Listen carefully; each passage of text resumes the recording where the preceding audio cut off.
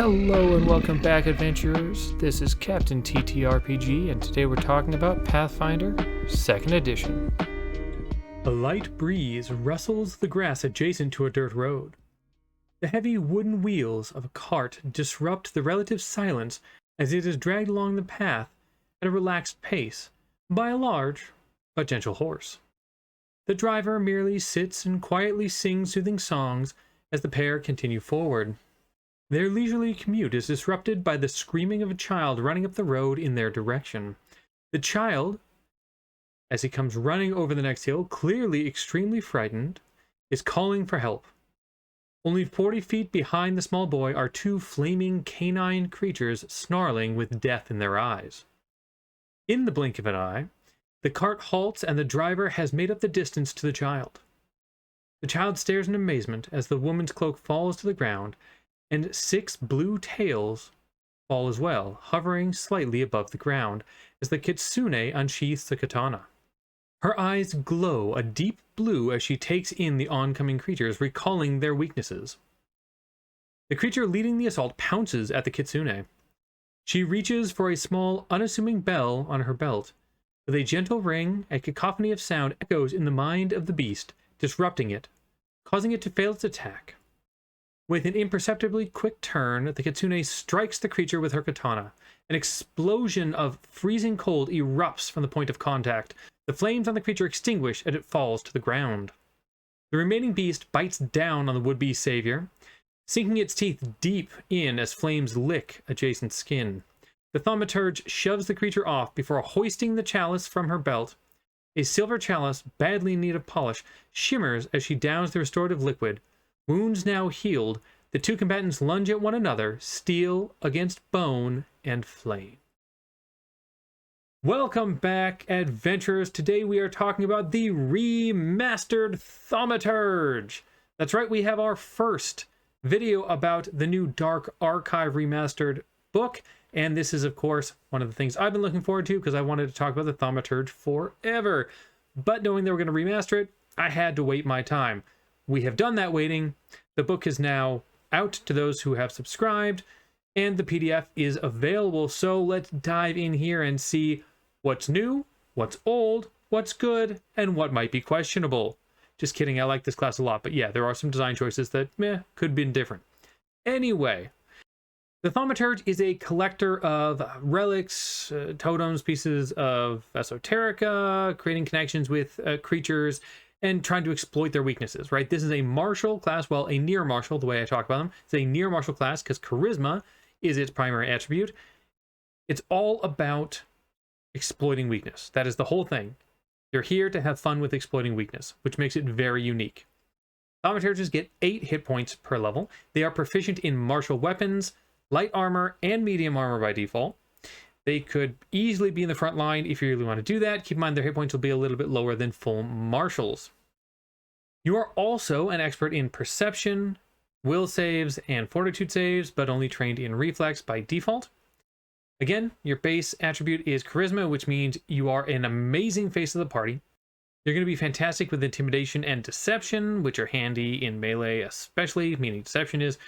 Intimidation is just kind of good generally. You're going to have a slightly lower plus to your attack ratings at some levels versus your standard martial characters, but it's not even all levels. I've covered this in a previous video.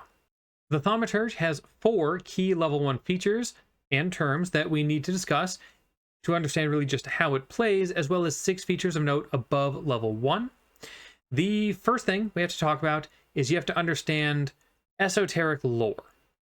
So this is a special lore skill, and we all get lore skills from backgrounds and things like that. Sometimes we take them from our ancestries.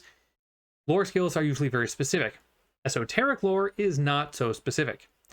Esoteric lore is a lore skill that can be used against haunts, curses, and all creatures. Awesome.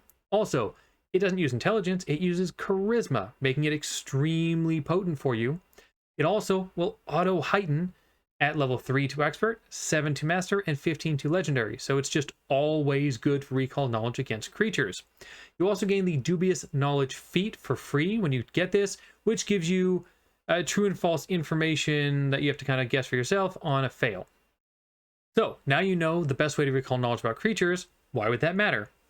Well, then we have really probably the biggest part of the class, which is exploit vulnerability. This is one action, and you can do it once per round, though you won't need to use it that often, hopefully, but you'll use it a lot. You must be holding your implement. Don't worry, we'll talk about those in a little bit. You recall knowledge about a creature using esoteric lore. You're going to make this against a standard DC for the creature's CR level, not whatever's listed in their stat block. So you have your standard DCs. It's all about that for the CR of the creature. On a crit success, you remember all of the creature's weaknesses, resistances, immunities, the amounts of all those, even special weaknesses to strange things that might be unique to it. You learn all of that. Your unarmed strikes and weapon attacks become magical against that creature. You choose between mortal weakness or personal antithesis. We will get to that pretty quick here. On a success, you only learn the greatest weakness, but you can exploit either, like I mentioned, and your strikes are still magical. On a fail, you don't learn any of those weaknesses.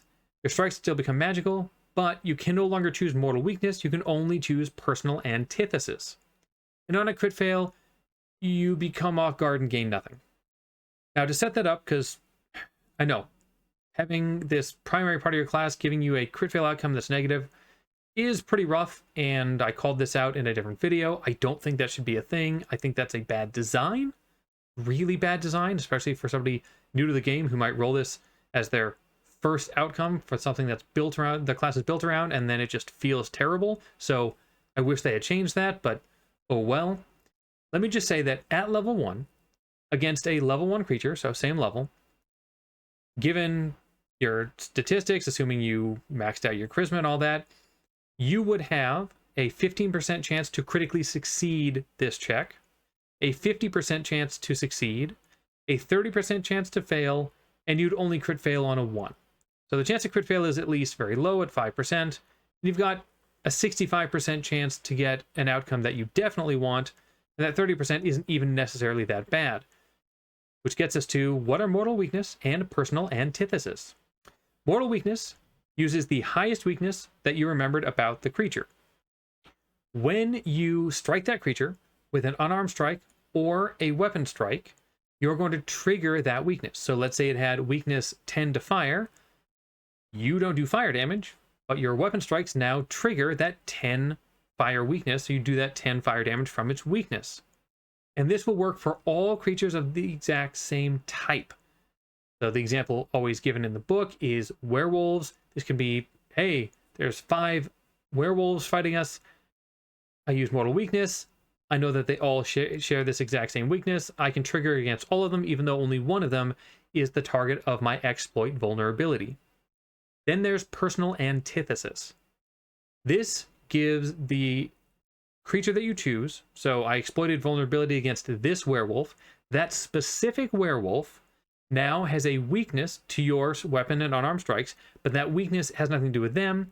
It is a weakness that does exactly 2 plus half your level in damage. So you're still getting damage out of this, and what it means is if you exploit vulnerability against a creature with no weaknesses, you can still use this and give them a weakness, just flat out adding to your damage when you strike them.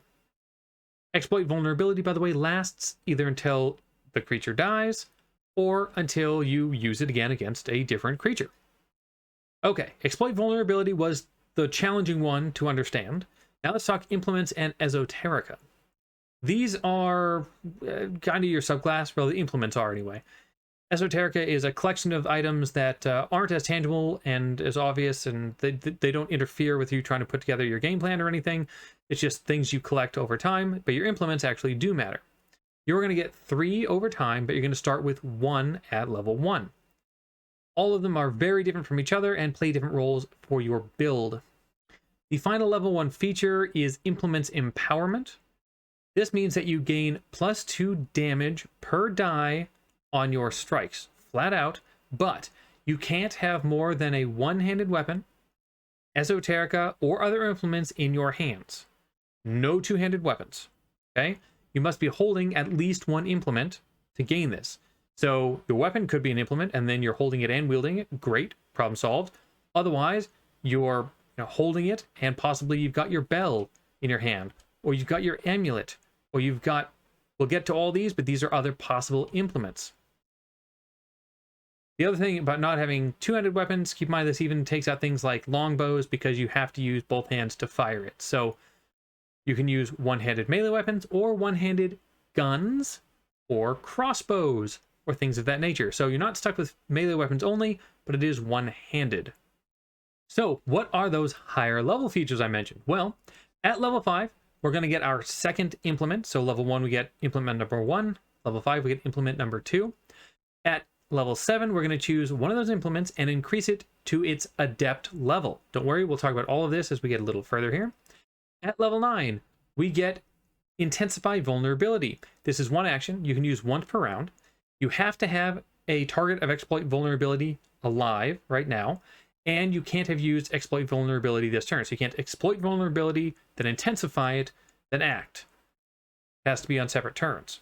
Then you're going to gain a special ability that's related to intensify vulnerability that's tied to your implement you're using it for. At level 11, you take your second implement up to adept. So now you've got both at adept. And at level 15, you're going to get your third implement. So you end up with 3, but your third one will come in late. At level 17, you take one adept implement. So you had the one you made adept at level 7 and the one at 11. One of those is going to go to Paragon, which is the highest level for that implement and gives it more features. At 19, you can exploit vulnerability or intensify vulnerability as a free action every turn. This should have been way, way lower level than level 19, in my opinion, to make the class feel good, but I digress.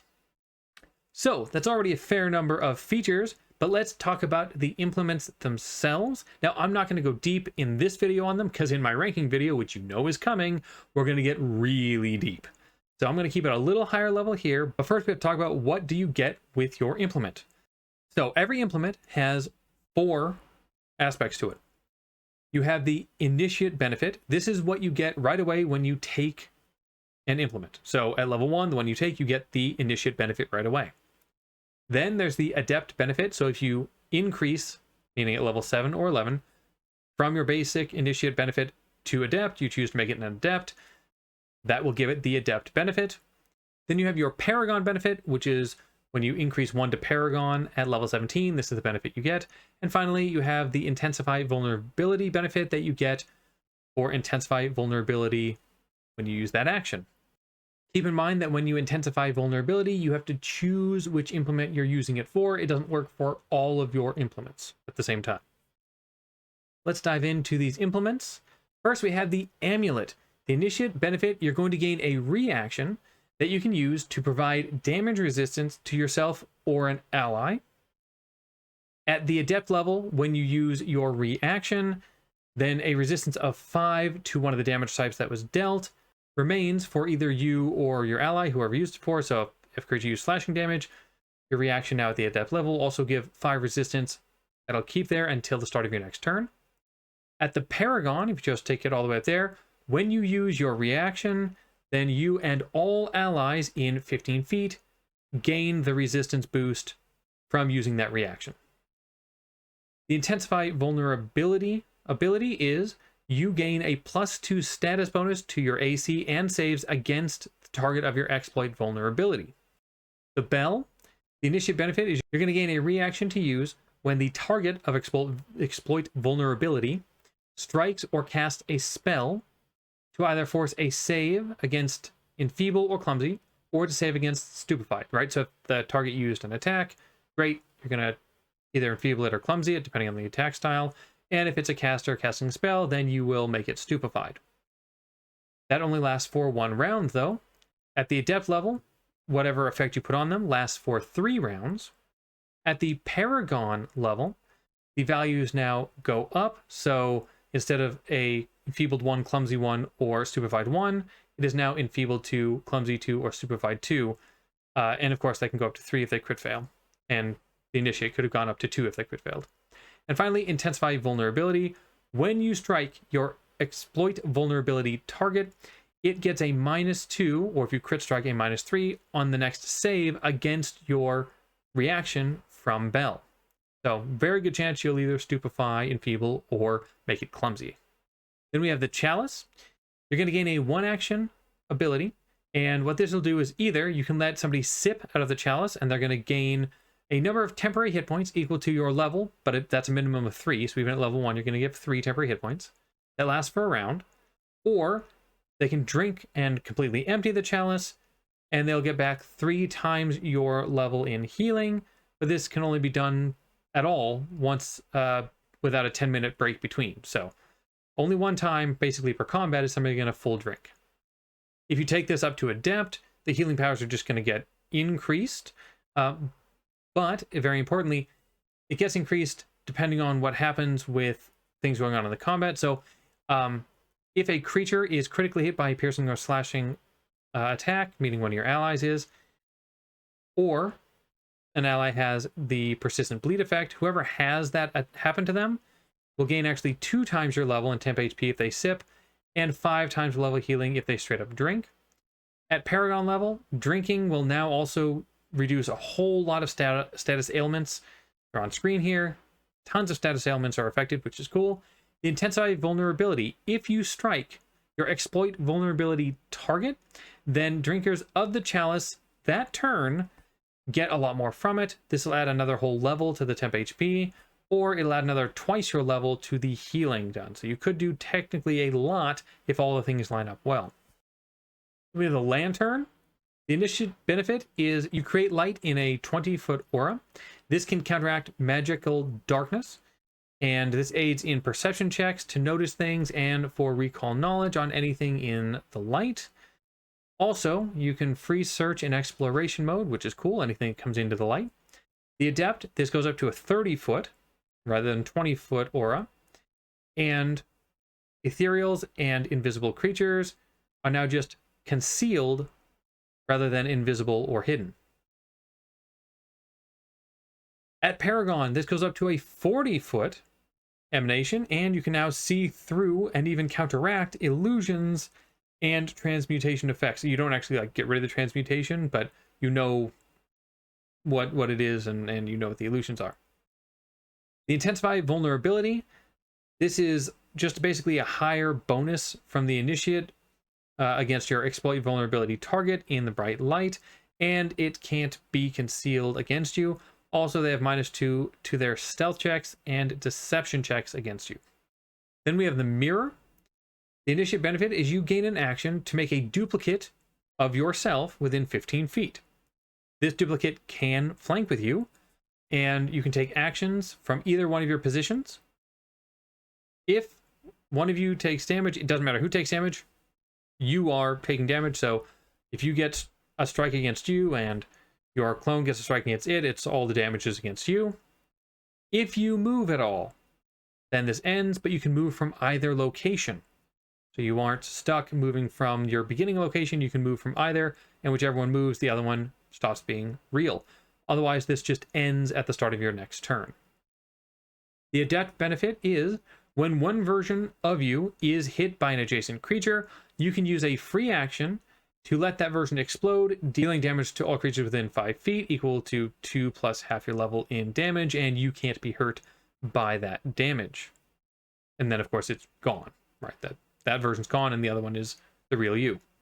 Paragon benefit, when you use the action, meaning you clone yourself within 15 feet, you can either interact, seek, or strike as a free action right away.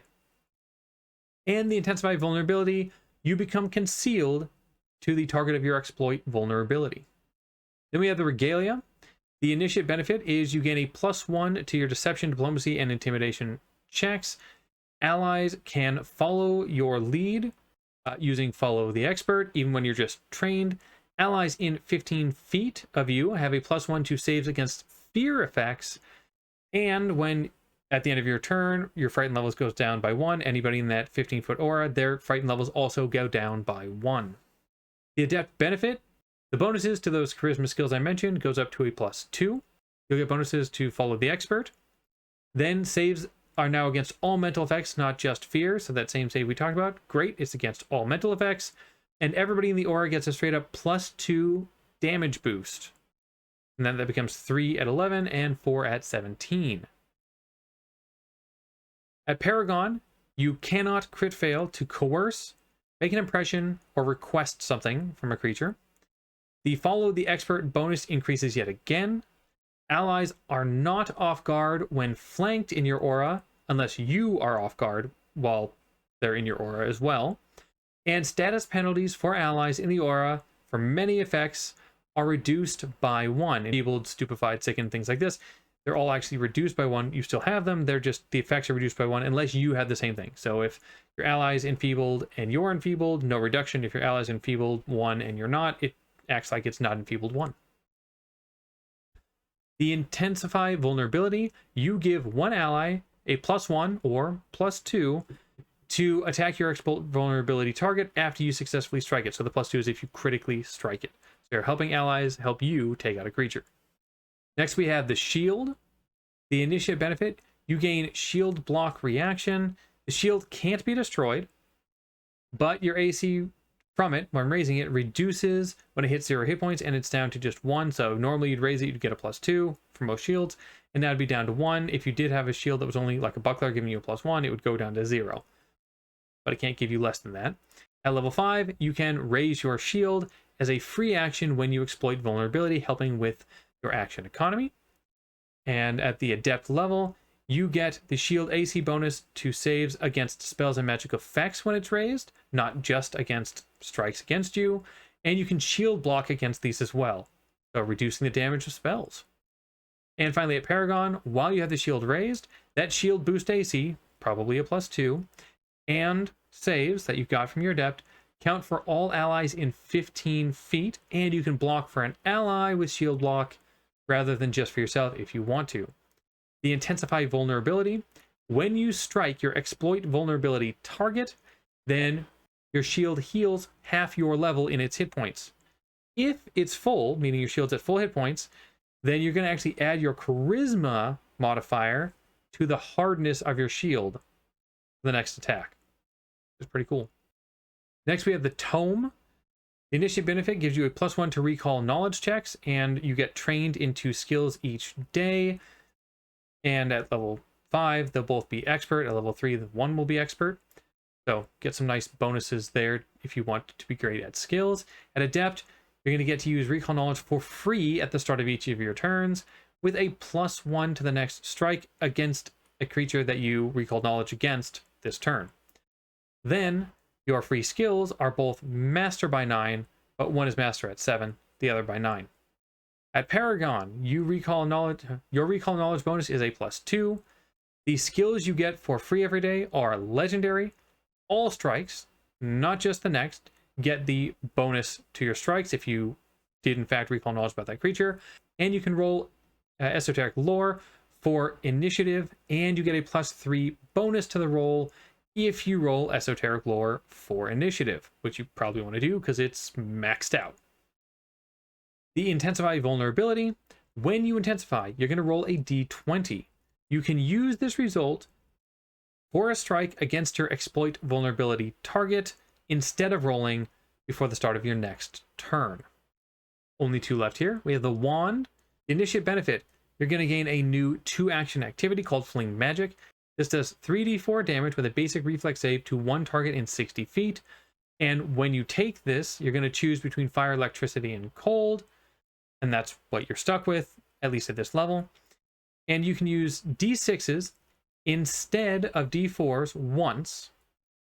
And then the next round, you can't upgrade them to d6s again, but the round after that, you can. So there's a 1-round cooldown after you increase it to d6s. Now, there's some buffs here, because originally, before the remaster, it was 1d4 plus your charisma modifier. 3d4 is on average more damage than that. It's not a huge upgrade, but it is an upgrade. And as far as the d6s go, you could upgrade from d4s to d6s, which didn't matter much because there's only 1 dice at level 1, but fine. You can move them to d6s, which is a much bigger deal now, and you would only reset to be able to increase them to d6s again based on getting a critical strike in between. Now it's just every other turn. Way better. In both cases, though, every odd level, you're going to go up by another d4. So at level 3, you're going to do 4d4. At level 5, you're going to do 5d4, like that. The Adept benefit, the range is no longer 60 feet, it's now 120 feet. You can add another damage type as an option. So let's say you chose fire first, now you can add electricity to it, and we'll worry about cold later. But the reason you might choose specific ones is because now when a creature fails, if you took fire and you dealt fire damage, they're going to take persistent fire damage. If you use electricity, they're going to be off guard. And if you use cold, they're going to have a speed penalty. This is just for that round for the speed penalty and the off guard. And the Paragon benefit. The range is now 180 feet. You have access to all 3 damage types. And you can either choose one target, or you can just make a 20-foot burst. Which when you increase the d6s at this level, yeah, you're doing like pretty decent damage. Lower level fireball damage, meaning like rank 6 or something. Intensify vulnerability. You deal additional damage to the creature you fling your spell at, equal to your level. So you're adding a flat your level damage bonus onto the damage your wand is doing, and that is a lot of damage. Flat damage on top of spells, which is basically what this is very strong. And this is also an upgrade. So this is one of the areas where Remaster really improved the Thaumaturge. The other one I didn't mention, we got nice buffs to the Chalice, and we even got a small increase here and there to a couple other things like the Mirror. Finally, weapon. The initiative benefit. First of all, it has to be a one-handed weapon. We're going to be using those anyway. You're going to gain a new reaction, which is basically Reactive Strike, but only against your exploit vulnerability target, although it can be triggered in a few extra ways. And this can be ranged or melee. If it is ranged, the creature has to be within 10 feet using a concentrate, manipulate, or move action. And if you critically strike, you're going to disrupt whatever it is they were doing. At level 5, you will get the critical specialization effect for your weapon. The Adept benefit is that when you fail your reaction strike, the special reaction you just got, you're still going to deal 1 damage. It doesn't count if you crit fail, but if you just fail the strike, you're going to deal 1 damage. That matters because this is the target of your exploit vulnerability. That 1 damage is enough to trigger their weakness. So whether that's mortal or personal antithesis, you're still going to cause that. The Paragon. Now, instead of disrupting when you critically hit them, whatever action they were doing that caused you to reactive strike them, you're going to disrupt on just a regular hit, which is really solid. The Intensify vulnerability. You get a +2 to your attack rolls against your exploit vulnerability target this turn. Okay, so I'm sure you noticed how tightly all of your implements are tied to the exploit vulnerability target. Well, let's go ahead and look at our level 1 feats, a few higher level ones, and see if any of them are tied so tightly to that one target. We have Ammunition Thaumaturge. This means you can reload a weapon using your hand holding an implement. So normally you've got like weapon, implement. Now if I've got pistol and implement, I can still reload pistol. Without Ammunition Thaumaturge, I'm not doing that. I have to like let go of this implement and then do it. Anyway, if you're going to use a gun or a crossbow, this is basically necessary. Diverse Lore, level 1. You can take a -2 to your check to recall knowledge using Esoteric Lore to gain knowledge on a broader set of details. Also, when you exploit vulnerability, you can compare the outcome to the recall knowledge value of the creature, and on a success or critical success, you gain recall knowledge level of info. So, different ways to use Esoteric Lore and recall knowledge. Then there's Divine Disharmony, level 1, 1 action. You make an intimidation or deception check against the will DC of 1 enemy you can see within 60 feet. You get a +2 circumstance bonus to the check if the creature is tied to a deity or has divine spells.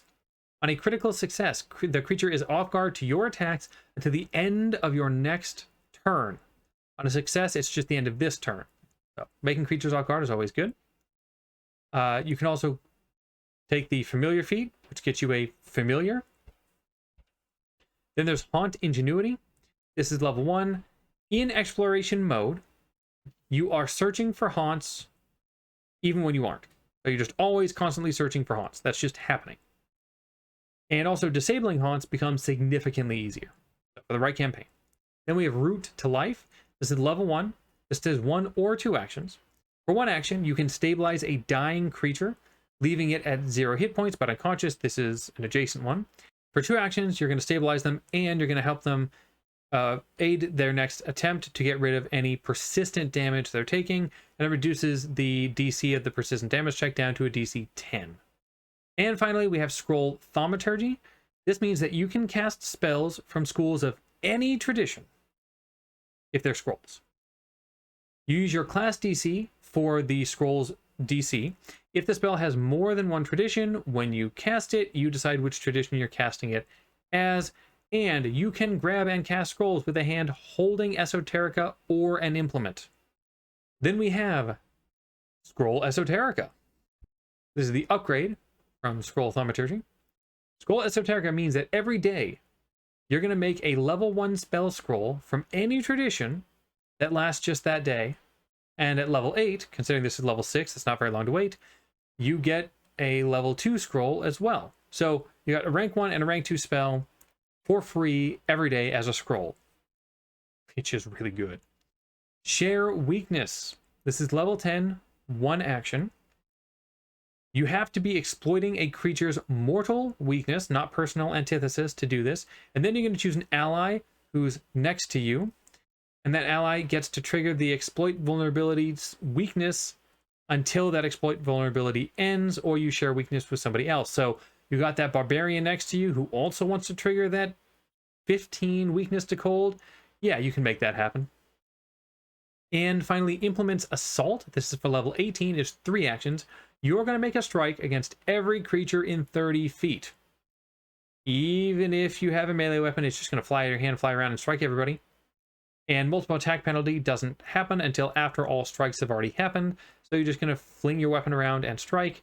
Keep in mind that, while I don't always love things like this, because it's spreading damage, if they're all the same creature, or the majority of the same creature, you could be triggering weakness on all of them as well as striking them, which could be really useful and kind of acts like a big AoE spell. All right, with those feats out of the way, let's go ahead and jump into the class breakdown graph. Thaumaturges have some decent set of tactical options here. Thanks to the variety of implements to choose from, you're going to have multiple playstyles you could take, but you could also have free daily scrolls, which are amazing, offering you even more versatility. What reigns in your versatility somewhat is the need to regularly exploit vulnerability and strike to trigger weaknesses. So you have a problem with your tactical options simply because you are action starved as a class.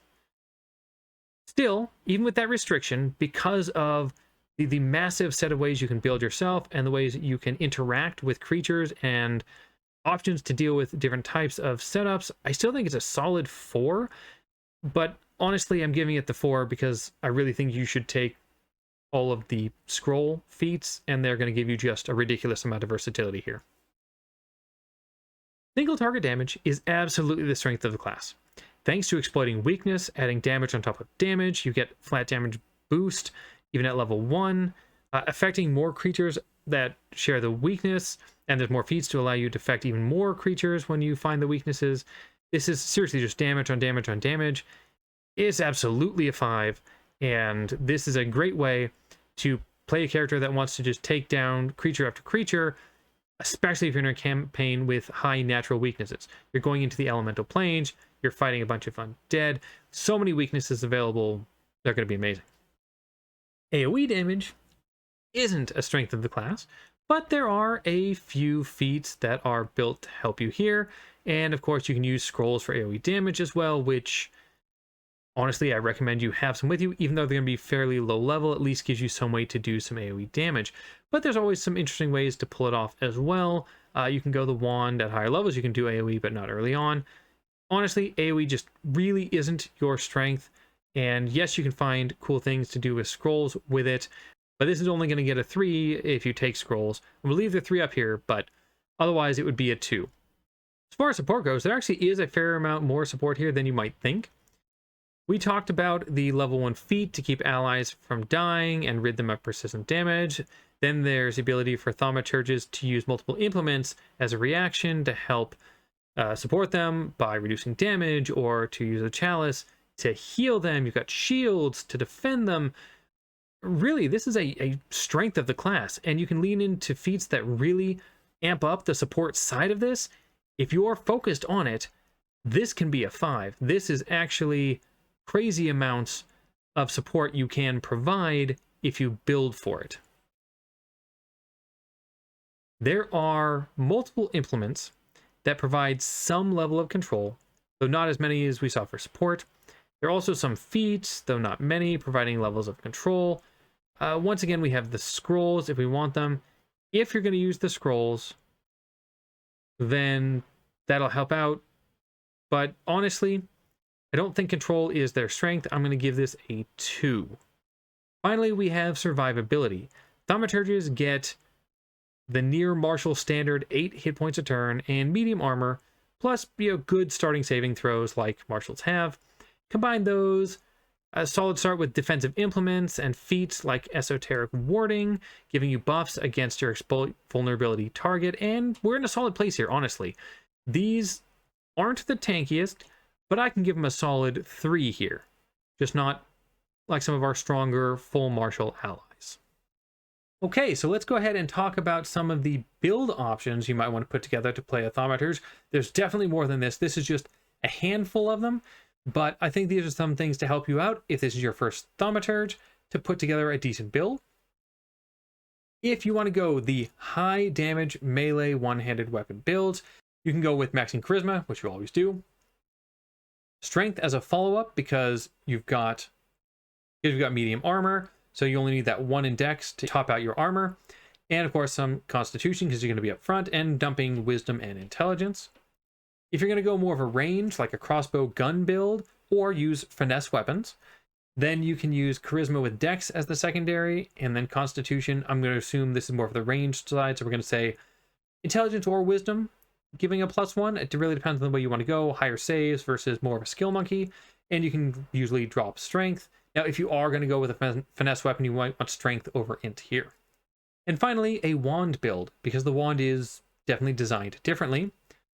Then I suggest high charisma with high constitution, and then dex and strength. This is just to give you more hit points. You're almost like a caster when you're doing this. You can build dex second and keep a finesse weapon with you if you still want to strike. But if you want to go full wand and really want to rely on that, then you can go with this setup. You're probably still better off going high dex and giving yourself a melee option as well. One hand rapier, one hand wand, and do something like that. Could be really interesting. In which case it would be charisma, dex, con, and then either wisdom or strength. So while there are a lot of, I think, fairly straightforward first implements, the most straightforward is going to be the weapon in my mind. So what does our level 1 build look like? Well, I'm going to go ahead and go with just a longsword. Why not just a high damage sword? We'll just see how that does. And then we've got a temple sword, if allowed. So if you can take it, go ahead. Grab breastplate for your armor, so you can max it out with just 1 dex. Your stats will be +4 in charisma, +3 strength, +1 constitution, and +1 dexterity. And I went ahead and took scroll thaumaturgy because I keep talking it up. I should probably say you should take it, and you really should. Granted, you won't get free scrolls at this level. This is probably a good place to put your money. Scrolls. All right, let's go ahead and give a combat example of Thaumaturge gameplay. After hearing about a small town terrorized by living plant creatures, the Thaumaturge Dean, riding his antelope-like impala, known as Baby, has decided to deal with the issue personally. What he finds are 3 leshy creatures raising buildings to the best of their ability. They're not really accomplishing a lot, but it could happen over time. After quipping at them from a distance, the leshy have raised alarm and prepare for battle. Initiative is rolled. One of the leshy leads us off by moving up and firing a seed pod from its blowgun, striking Dean for 3 damage. It explodes with a deafening ring, but he shakes it off this time. Finally, the leshy runs off to a safer location. Dean takes stock of his situation and tries to recall what he read. He uses exploit vulnerability against the leaf leshy that ran off, as he tends to hold a grudge. He manages to succeed at the esoteric lore check, choosing mortal weakness, knowing that the leaf leshy are weak to fire with a weakness 2. Armed with this knowledge, Dean rushes the closer leshy that is of the same type, with his long blade, striking as he gets in range. The strike is a hit and deals 1d8 plus 3 from his strength, plus 2 from implement's empowerment, and another 2 from triggering the mortal weakness to fire, for a total of 15 damage, which is far more than the plant could handle. It explodes in healing spores for other Leshy in the area, but neither were injured, so neither receive healing. Having watched the recent slash and burn scenario, the final Leshy, of a different type, uses one action to extend its reach to 10 feet, then strikes. This strike lands and deals 5 damage, bringing Dean down to a worrying 10. The Leshy then takes off as far as it can go, which isn't really that far, they're not very fast. The Leshy who went first is now ready to act again and is enraged after losing its kin. It rushes Dean for one action, it then strikes with its spear for 4 more damage, and goes to run off once more. Having succeeded at exploiting vulnerability against this Leshy, Dean is still exploiting weakness against it. This means that when the Leshy goes to run off, Dean uses his reaction that he gained from his implement to strike, and with a 19 on the roll, he critically strikes. This would halt the Leshy's movement, but after dealing 24 damage, it's just destroyed instead. A smirk crosses Dean's face as he uses one action, that's currently holding his blade, to pull a scroll from his pocket, and for 2 actions, he casts the scroll. It turns out that this was a scroll of Scorching Blast, with which he lets loose a fiery attack on the final Leshy, striking it for 15 fire damage as it burns. He turns as the flaming remains of the Leshy smolder behind him. Being a charisma-based near martial, and one that already plays with scrolls, a natural choice is to multiclass archetype into a charisma caster. If you're going to go that route, I would have suggested Psychic before this remaster came out. I'm going to not suggest that so much anymore. It's still okay, but it's no longer my favorite choice. Sorcerer, I think, might be a solid choice here, though. Of course, you can always go Bard if you want to. And I would stay away from the Summoner, though. Don't do that one. No. The Oracle could be interesting. Just be careful of what choices, you in fact make, although there's some pretty cool lineup here with the Oracle and also being up close. So could be a really great choice since you're already martial. Also, being a martial, it's never a bad idea to look for something like Exemplar, just to boost your weapon implement if you took that, or a champion, since you've got strength and charisma already if you go with the strength build. There's even some cool options for a Thaumaturge that might want Gunslinger, or a Shield Thaumaturge that might get value out of the Guardian. So there's so many cool ways to do this, and you've got stats that will actually help you pull it off. Oh, and in case you didn't pick up my ever so subtle hints as I walked you through the combat, there are, of course, pop culture examples, and my go-to would be Sam and Dean Winchester. Yep.